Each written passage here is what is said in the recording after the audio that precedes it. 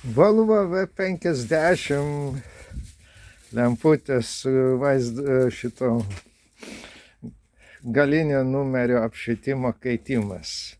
Va tai va, kokią lemputę reikia, nežinojau ir išsiėmiau. Va, šitas mechanizmas nesugedęs, nenulūžė.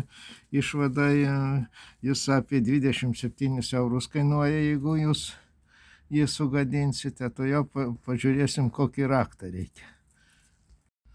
Raktas T20 iš šitokio rinkinio, kad neapsiriktumėte, reikia prieš tai pasižiūrėti, kokia varžta yra. Va, raktas 20, jis yra kaip žvaigždutė ir va, 2 varžteliai. Ir pabandinsim prisukti, įdėsim lemputę, parodysiu, kokia jinai yra.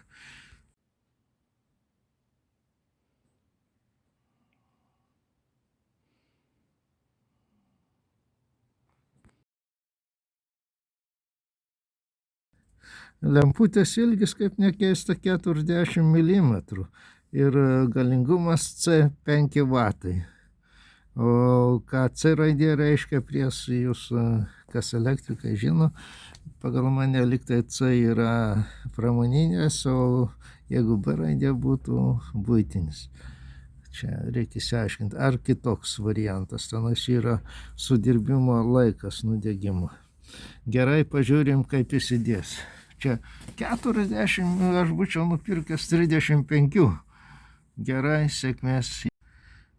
Na, lemputė įstatyta dabar ir bandysim įstatyti mašiną. Na va, prisukau lemputę ir patikrinsim, ar veikia. Čia dabar yra, va.